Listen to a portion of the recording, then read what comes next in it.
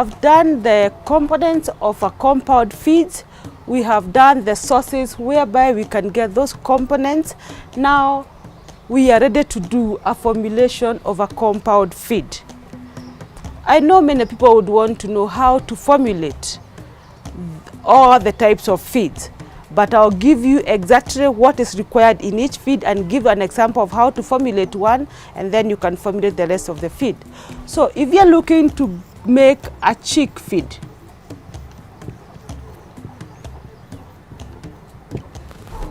if you're looking to make feed for the small birds from day one, and a chick mash is given to chicks that are 0 weeks to 8 weeks. You need to have proteins values of about 20 to 23%. So we are saying that in 1,000 kgs of the feed, 20% of that feed is protein. So if you're making 100 kgs of feed, 20% of the 100. So we are saying that 20 kgs of the components should be giving proteins. So that is what you understand by when we talk about the protein value. So if you are providing protein from soya, protein from omena, protein from meat and bone meal, you should ensure that both are giving just 20%, that you can be able to have that. Then that food should also contain energy, or what we call the carbohydrates. Normally the carbohydrates being the major source of energy, they should be 70%. So if you are making 100 kgs of feeds, so 70 over 100 times 100, so it means that 70 kgs of that food should be the cereal, or your source of energy. Whatever source of energy that you have will be provided by 70%.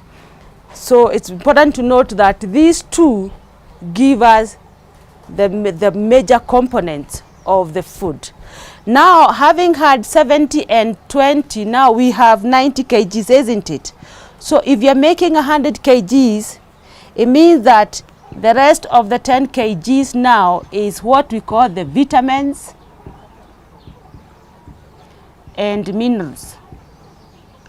That's why when I was talking about the components that make a compound feed, I said the vitamins and minerals are required in very small quantities. So both of them will have just 10% of the feed. Now, the chick mash should contain 20 to 23% of the feed. So if you're doing a chick mash, this is all you require to do the percentages. If you're doing a grower's mash, I hope you're all now together with the chick mash, written somewhere the percentages.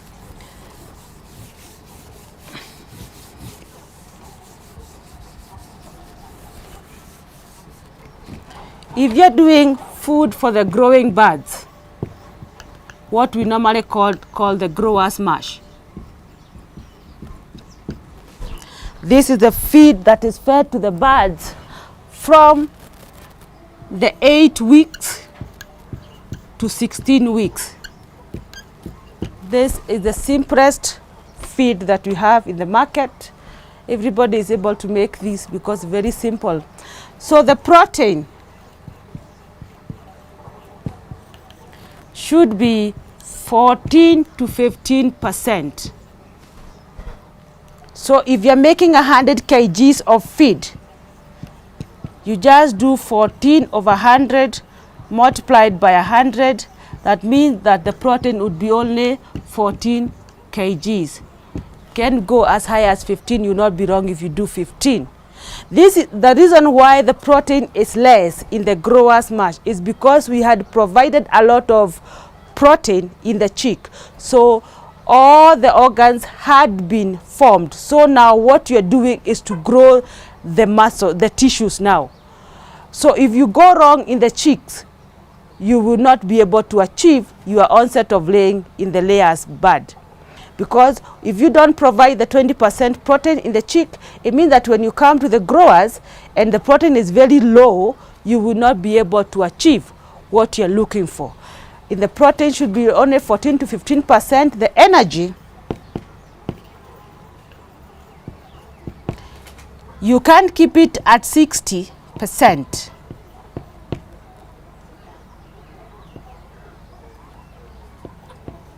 So you can have 60 kgs. You realize that when you're doing the grower smash, the energy is less because those buds you don't have a lot of proteins, so you don't require a lot of energy to break down the protein, and also you do not want your buds to grow so fat that they are not able to lay during the onset of laying.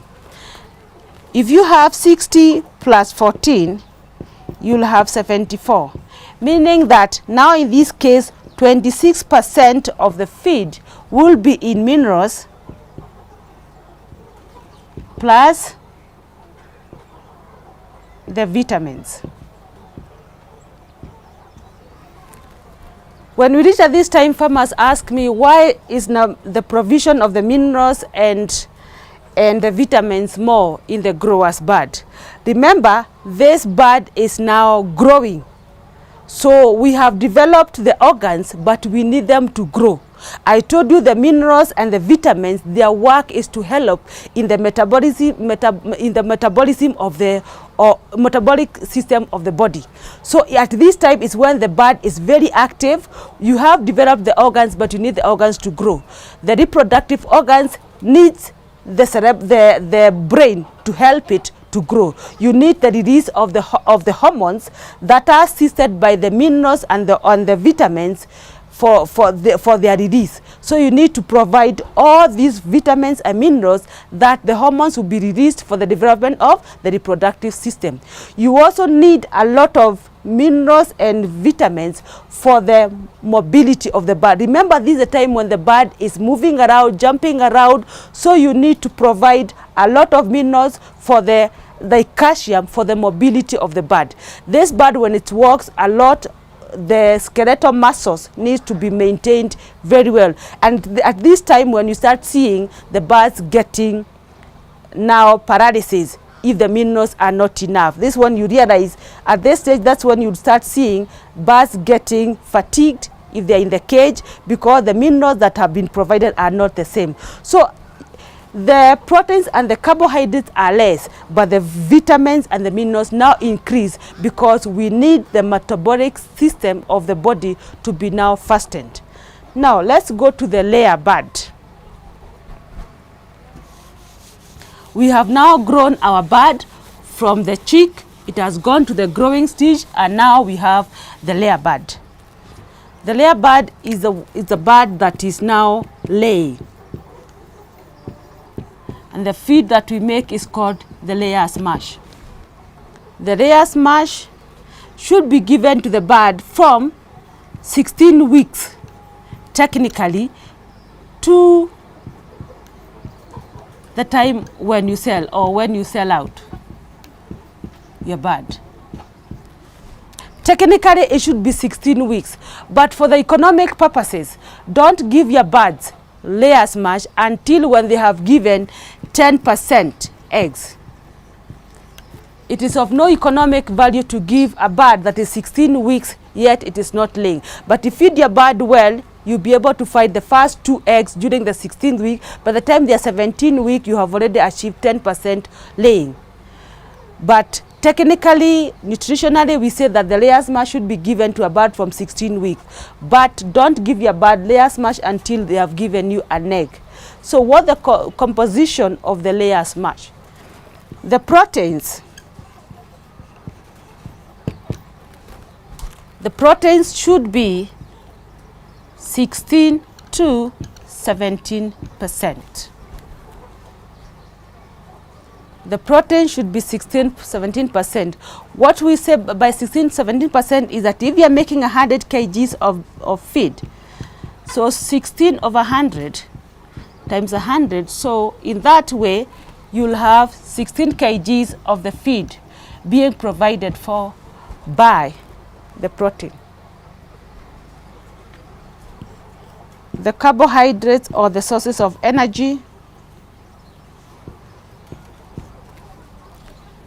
they should be high, like the chick, it should be 70%.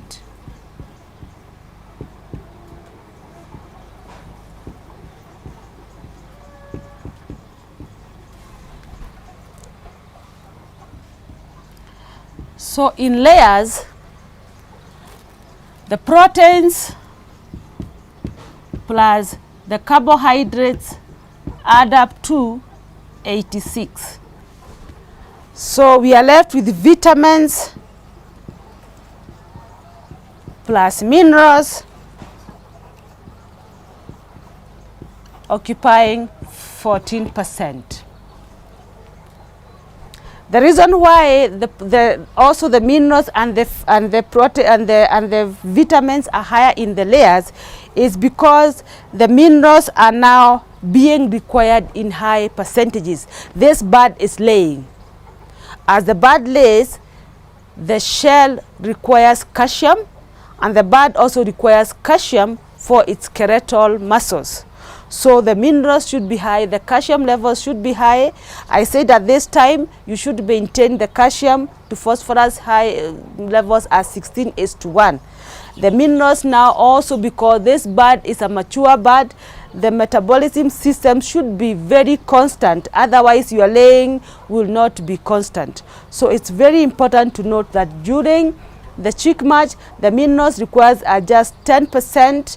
In the chick, it's in the growers 16, and in the layers it's 14%, while the rest is as I taught before. So now, having understood what is required, we can now look at the kienyeji meal that we are making.